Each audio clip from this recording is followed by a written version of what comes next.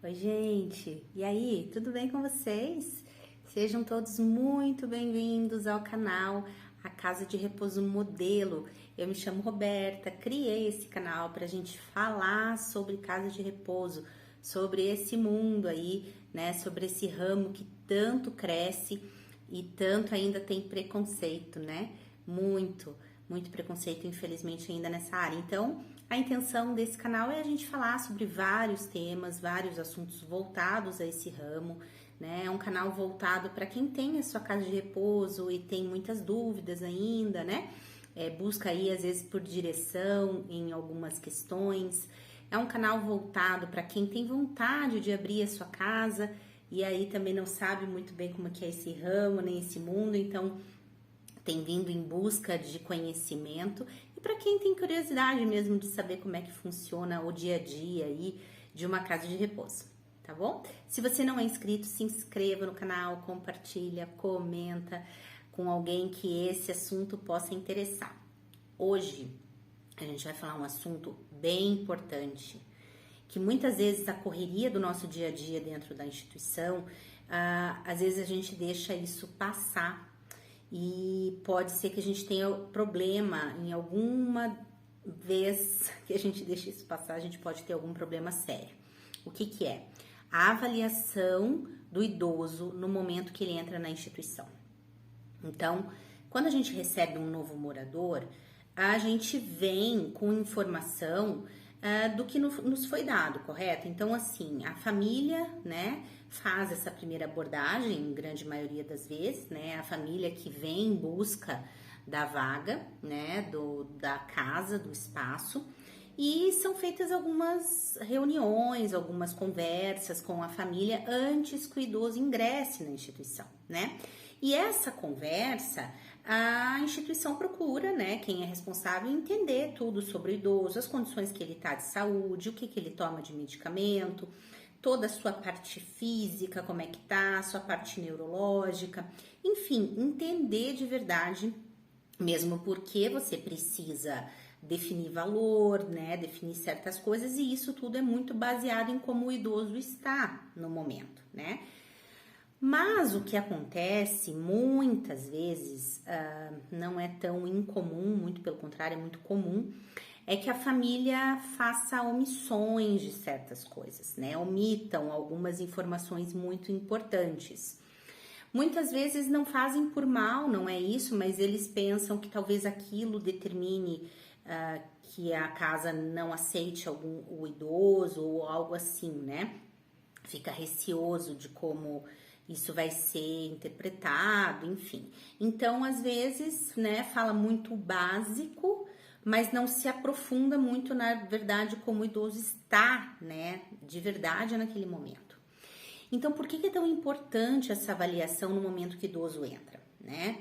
Super importante. Não só a avaliação dele como um todo, se realmente isso vai bater com que aquilo, com o que a família falou, né? Mas também uma avaliação física. É preciso um médico para isso? Não necessariamente, né? A tua equipe, teus cuidadores, teus técnicos de enfermagem, enfim, uma enfermeira, se você também tiver na tua instituição, pode fazer essa primeira avaliação. Ela é um geral mesmo, né? Enquanto você está recebendo o novo morador, né, terminando de acertar toda a documentação, assinando a papelada, o idoso vai ingressando na casa, você mostra as acomodações, né, se o idoso for lúcido, enfim, às vezes chega em algum momento já de alguma refeição, já pode então ser apresentado ao restante dos moradores, né? E aí, nesse meio tempo que a família está ali ainda, né, e resolvendo questões burocráticas e tal, é interessante, né, que nesse período ou logo em seguida seja feita essa avaliação do idoso. Então, leve o idoso até o banheiro, né, o auxilie naquilo que ele precisa, veja se realmente ele precisa ou não de auxílio nesse momento, se ele consegue ir ao banheiro sozinho, se ele realmente usa ou não usa fralda, né? Enfim, é tudo muito difícil de ser avaliado ali no momento exato, mas é importante porque você já vê se tem algum hematoma, se veio com alguma ferida que não foi dita, né? Alguma escara, alguma coisa nesse sentido.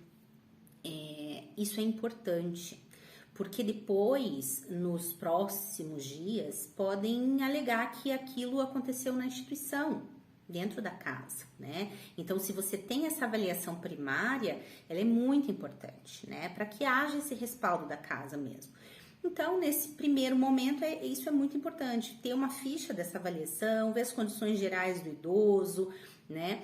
Você pode registrar tudo isso nessa ficha, tentar fazer uma ficha prática, né, e meio didática aí para não demorar muito tempo, mas que quem tiver ali com o idoso vê, consegue se alimentar sozinho, não faz uso de fralda ou faz, se auxilia no momento, consegue ficar de pé para trocar uma fralda, não veio com nenhum hematoma, não veio com nenhuma ferida, enfim, coisas desse sentido. E o restante, realmente, você vai conseguir saber no decorrer dos dias, né? Porque assim, às vezes você pergunta para o familiar, o idoso tem uma demência, né? Alzheimer e tal.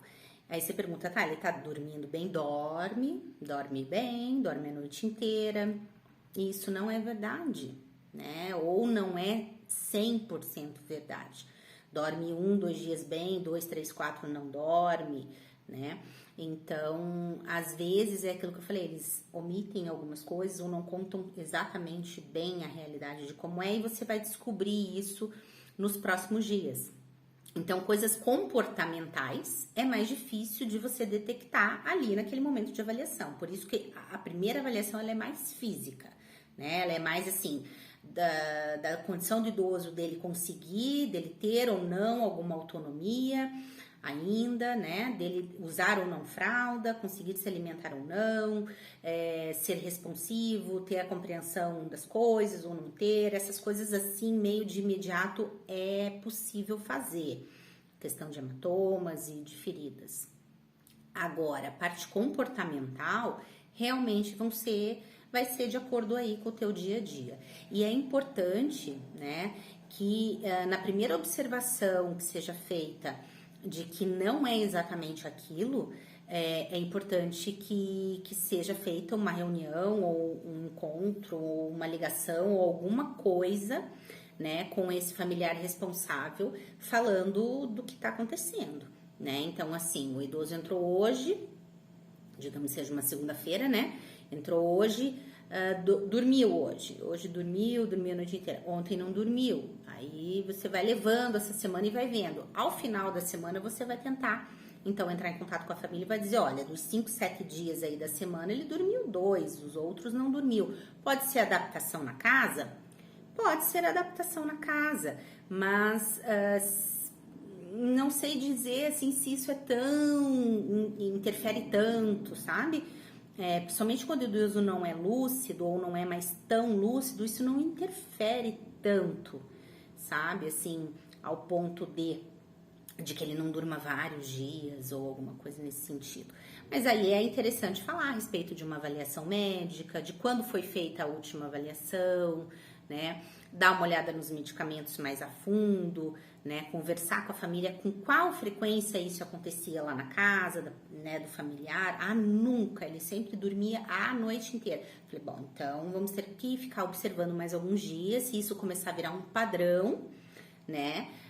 Com mais frequência, realmente, que ele não durma, vai ter que ser feita uma reavaliação médica, enfim, né? O que não dá é para o idoso não dormir, e ainda não dormir, às vezes se agitar, gritar, enfim, outras questões que a gente sabe que acontecem dentro da casa, que podem prejudicar, né, assim, o restante dos outros moradores que residem lá, que estão dormindo, que estão tranquilos, né? É importante que o idoso durma bem e que todos os outros também, né? Então, isso é uma dica muito valiosa, sabe? Procure fazer essa avaliação, principalmente física de início, e nos próximos dias observar o idoso, e assim que se perceba algo que não foi relatado ou não tão bem relatado, chame a família de novo, converse de novo, solicite uma avaliação médica, né? Se a tua casa tiver um médico, melhor ainda.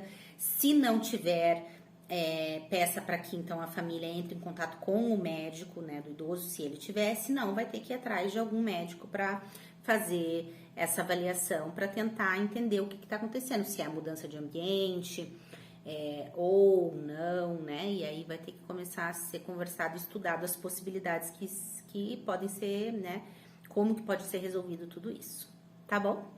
Espero que você tenha curtido esse vídeo.